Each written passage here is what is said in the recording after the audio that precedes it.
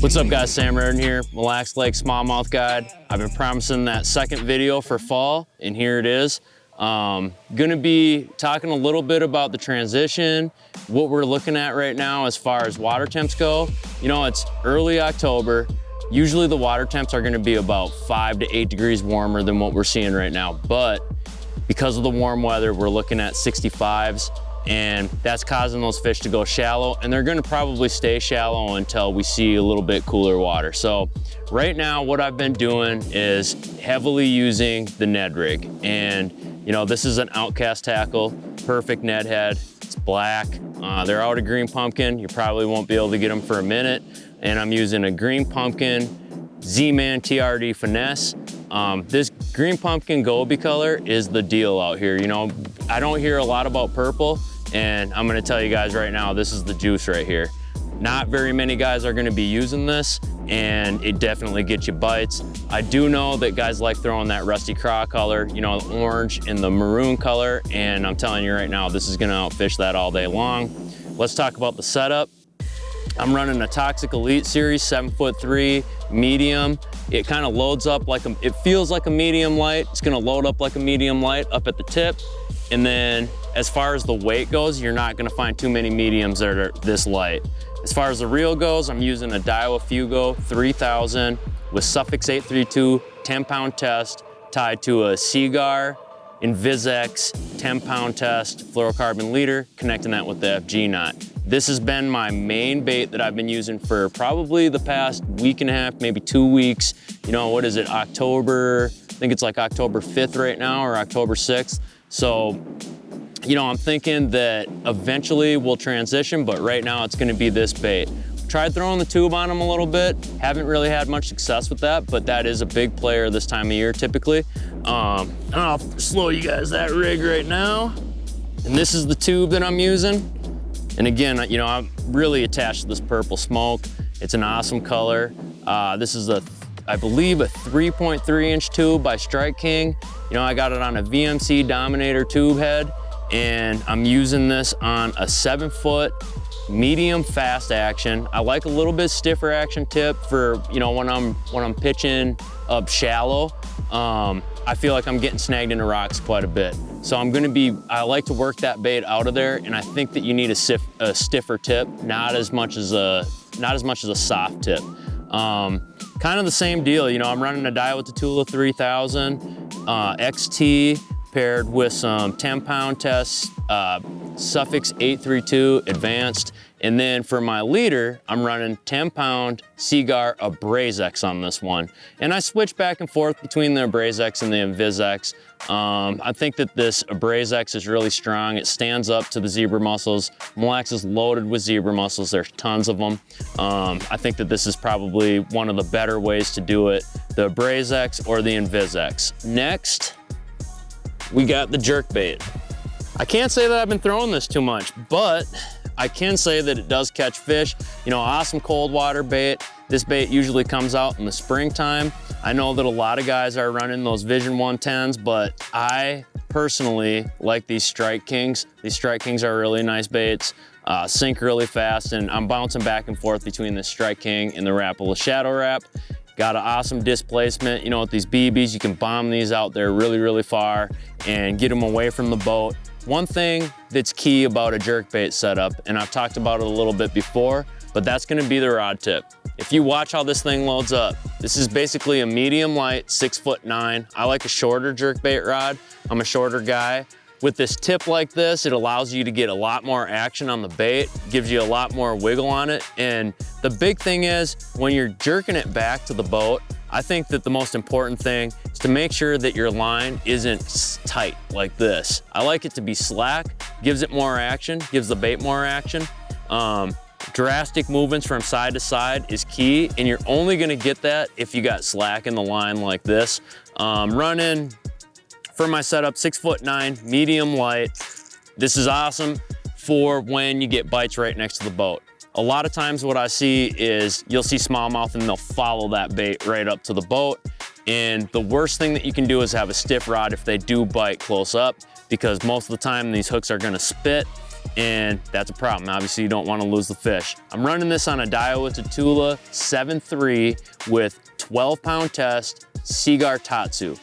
And to talk a little bit about the Seaguar Tatsu, this is the best casting fluorocarbon that I can find on the market. Really minimal memory, and I think that for the price, a lot of people gawk at it a little bit. They don't really want to spend the money on it. I'm telling you right now, you're not going to find a fluorocarbon that casts as smooth as this, and it is key in as far as the setup goes. Minimal stretch, minimal memory, and just altogether really good line. But that's my jerkbait setup. It's really key to make sure that everything's dialed in on this setup. I feel like, you know, some setups you can get away with substituting X for Z or Z for Y, and in this case, this is one of those deals where I feel like everything has to be right in order to be able to get the bites and to make those fish lock on.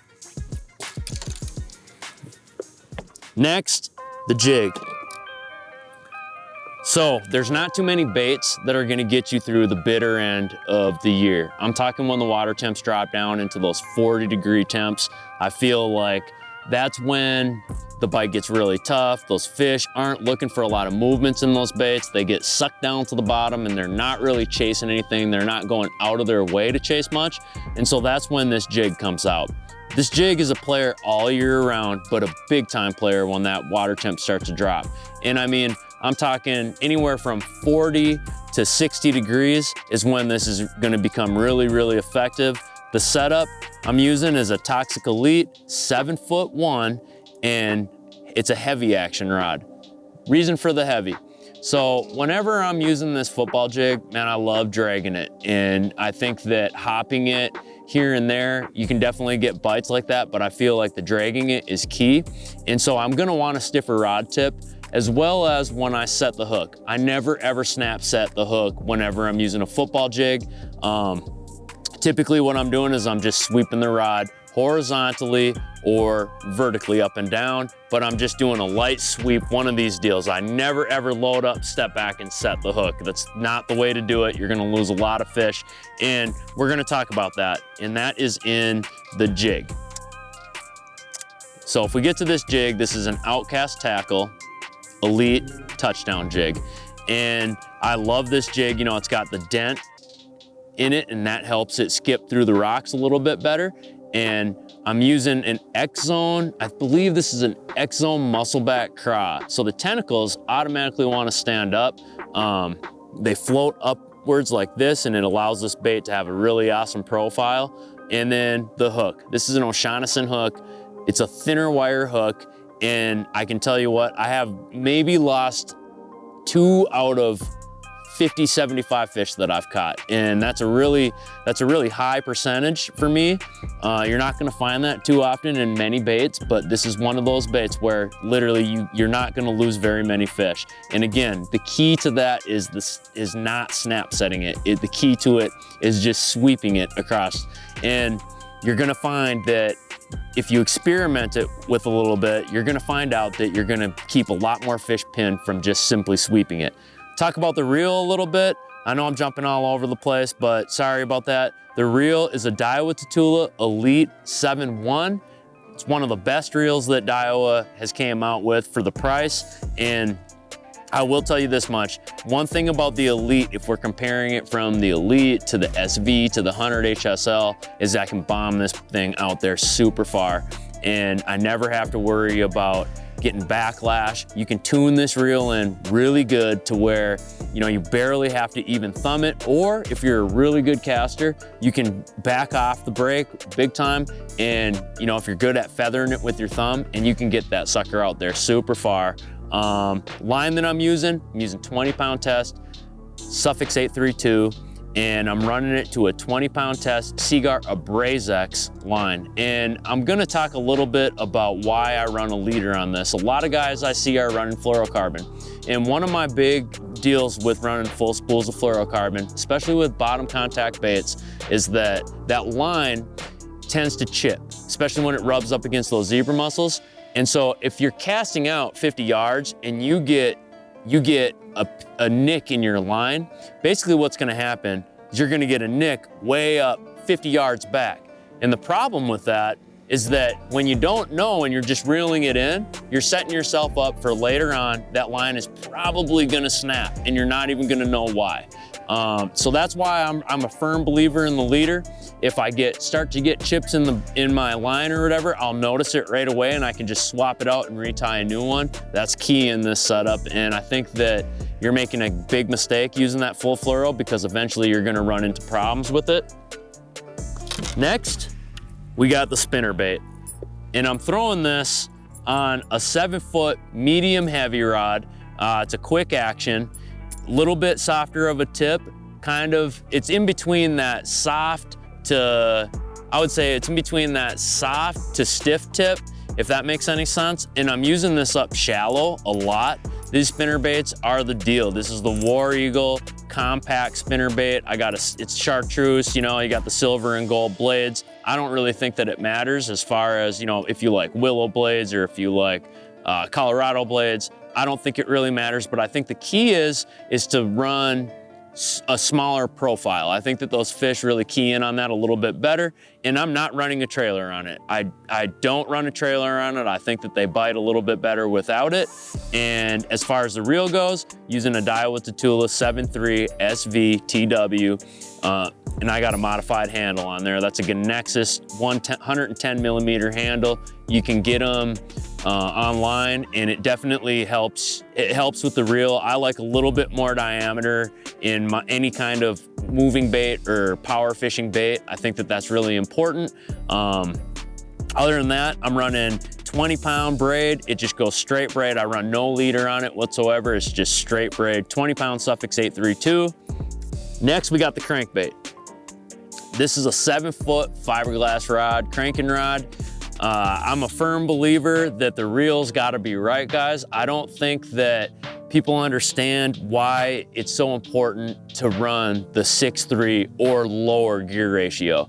Part of the deal is that when you're running, you know, your 8.1s or your 7.3s, and you think that you can wind down and just crank the bait a little bit slower, you don't keep good tension in the line, which causes what? It causes the bait to wanna rise. And you know, for me personally, I think that the bait definitely will stay down a lot better if you have tension on it the whole time. And that's where that 6.3 comes in handy big time, because it makes it to where you're winding it at a tight tension, but at the same time that bait's moving nice and slow through the water column. That's what you're looking for. And the key, I think, to when you're cranking is gonna be bouncing it off the rocks, making sure that you're getting bottom contact. That's what causes those fish to react and causes you to get more bites. As far as the reel, 6.3 Daiwa Tatula SV, awesome reel, I love it. Crankbait that I'm using, Rapala DT10. Sometimes I'll run the DT15 if they're a little bit deeper. And you're gonna see me throw this when the water temp gets 60 degrees, probably 56 to 60 degrees is a good baseline for it. And there's no set in stone number as far as, you know, this technique for this water temperature, but a lot of these are tried and true. So you can get a lot of bites off this bait. And again, bottom contact is key. And then as far as the line that I'm using 10-pound fluorocarbon. That 10-pound fluorocarbon, you know, some guys run 12, some guys run 10. I think that the lower diameter that you're using or the lower pound test that you're using will cause that bait to dive deeper and deeper and deeper. So if you're feeling like those fish are feeding upwards, you can always upsize that line size to, you know, 10-pound test or 12-pound test rather. Or if you don't feel like it's diving deep enough, you can switch out your crankbait or just dial down on your pound test in your line. This is an awesome combo, and that crankbait will get you a ton of bites when you get in between that water temp. And awesome search tool too. That's another thing that I really like about the crankbait. When you're getting down and dirty and you need to stick and move a lot of water, this is where this bait's gonna come in handy. It's a great search tool. And that brings me to the next one. I basically run my swim bait on my NED Rig rod, and it's same deal, 7.3 medium Toxic Elite. It's a sweet rod for swim baits. And you know, I'm running an Outcast tackle, Golden Eye, GoldenEye jig head. It's a Swimbait head, and most of the time you're gonna see me throw 1/8 ounce. I like throwing the 1/8 ounce. The lighter I can go, the better. And I'm gonna fish this primarily in that 12 to 16 foot range. I'll even go even shallower than that, but when we're talking late fall, these fish transition out to that deeper water. Either I'm gonna run an 1/8 up to a 1/4 ounce, and you're gonna see me throw that 1/4 ounce in deeper water. You know, we're talking 18 to 26 feet, just creeping across the bottom. And this is a great search tool too as well. You know, there's many different ways that you can fish this bait. You can cast it way out, slow retrieve it back, maybe stop it and pause it and then keep on winding it back. You can drag it across the bottom, or you can just plain crank it in and swim it across the bottom. However you want to do it, you kind of let the fish tell you how to do it. As far as the trailer goes, this is a Kitech swing impact 3.3 inch. And trust me, as the season moves on, that's when you'll see me move to, and those fish actually get deeper, that's when you're gonna see me move to that 1/4, and I might up that to a 4-inch bait, or I might even go as far as a 5-inch bait. You know, those fish are keying in on that bait, and primarily once you get to that late season, you'll see them coughing up those big Cisco's, and that's when it tells me that it's time to upsize my bait to target those bigger fish. You're gonna see me use this till the very bitter end. I'll fish it until ice up pretty much, and I'll have a lot of success with it, and I'm gonna use this quite a bit. Next, we got the A-Rig, and this A-Rig, I'm gonna be throwing it on the very same rod that I'm running my football jig with, that 7'3" Toxic Elite, and I'm really big on using those rods that are over that sit in that 7'3" range. Reason being is because I feel like I get way more leverage over the fish. That's kind of why I run them a lot of the times in my spinning setups too as well. Just gives me more leverage over these fish, and they like to jump a lot.